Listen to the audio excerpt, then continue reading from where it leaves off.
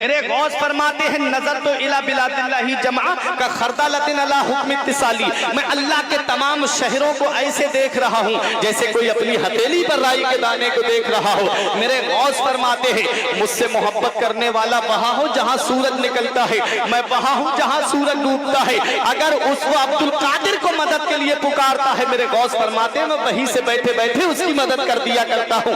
آپ کہو گے مولانا آپ کیسی بات کر رہے ہو، کیا کوئی دلیل تمہارے پاس ہے، کیا کوئی سند تمہارے پاس ہے؟ تو دیکھو میرے غوث کا مقام و مرتبہ کیا ہے۔ ایک ایسے عالم سے ملاقات ہوئی جو عالم اپنی آپ بیتی بتاتے ہیں، وہ کہتے ہیں اب سے تقریباً 40 یا 50 سال پہلے کی بات بتاتے ہیں، ایک مدرسے کے اندر پڑھاتے تھے اور وہ مدرسہ پورب علاقے میں شرابستی میں تھا۔ شعبان کے مہینے میں چھٹی پڑ گئی، کہتے ہیں کہ جب میں 15 شعبان کے بعد اپنے گھر بہار جا رہا تھا، رات میں مغل سرائے اسٹیشن پہنچا، بھوک کی وجہ سے پریشان ہو گیا تھا، بھوک نے مجھے نڈھال کر دیا تھا۔ کہتے میں اسٹیشن کے باہر نکلا، کچھ کھانے کی چیز مل جائے تاکہ پیٹ کی بھوک مٹا لوں۔ کہتے ٹرین کے چھوٹنے میں وقت تھا، جب میں باہر پہنچا تو ایک رکشے والے نے مجھ سے کہا کھانا کھانا ہے؟ میں نے کہا ہاں۔ بولے بیٹھیے، بولے میں رکشے پہ بیٹھا، ایک بلڈنگ کے سامنے پہنچا، کہتے اس بلڈنگ کے سب سے اوپر والی منزل پہ لے جا کر کے مجھے ایک آدمی نے بٹھا دیا، بولے بیٹھو ابھی کھانا لاتے ہیں۔ بہت غور سے سننا میرے غوث کیسے مدد کرتے ہیں۔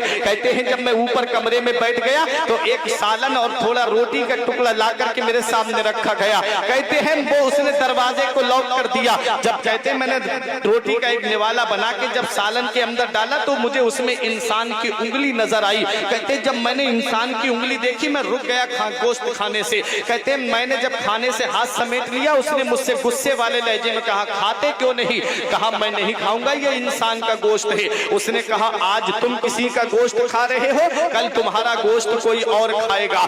اس نے کہا کہ اب تمہیں یہاں سے کوئی بچانے نہیں آئے گا، اب کوئی تمہاری مدد کے لیے نہیں آئے گا۔ کہا کہ اب تمہارا کل کوئی اور کھائے گا۔ کہا یہ کہا اور کمرہ بند کر کے یہ کہتے ہوئے جا رہا تھا جسے بلانا ہے بلا لو، اب کوئی تمہاری مدد کو نہیں آئے گا۔ وہ عالم صاحب کہتے ہیں کہ میں نے جب اتنا سنا تو میں رونے لگا۔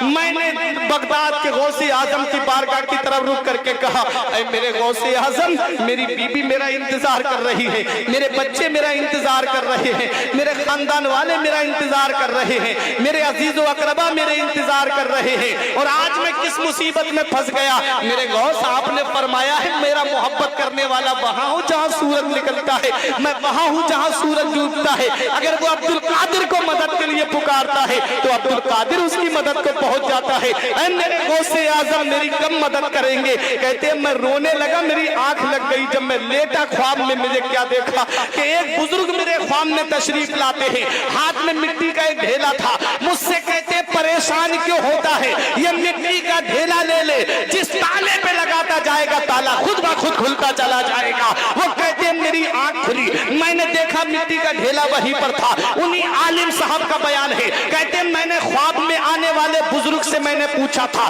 آپ کون ہیں جو میری مدد کر رہے ہیں، آپ ذرا بتائیے تو صحیح۔ تو آنے والے بزرگ نے کہا تھا ارے مجھے نہیں پہچانتا، جس غوث کو تو نے یاد کیا ہے، جس بغداد کے غوث اعظم کو تو نے بلایا ہے، وہ بغداد کا غوث اعظم میں ہی تو ہوں، وہ بغداد کا شہنشاہ میں ہی تو ہوں۔ شاعر پکار کے کہتا ہے یہ ادائے دستگیری کوئی میرے دل سے پوچھے، یہ ادائے دستگیری کوئی میرے دل سے پوچھے، وہی آ گئے مدد کو میں نے جب جہاں پکارا، سرکار غوث اعظم نظر کرم خدا را، میرا خالی کاسا بھر دو میں فقیر ہوں تمہارا۔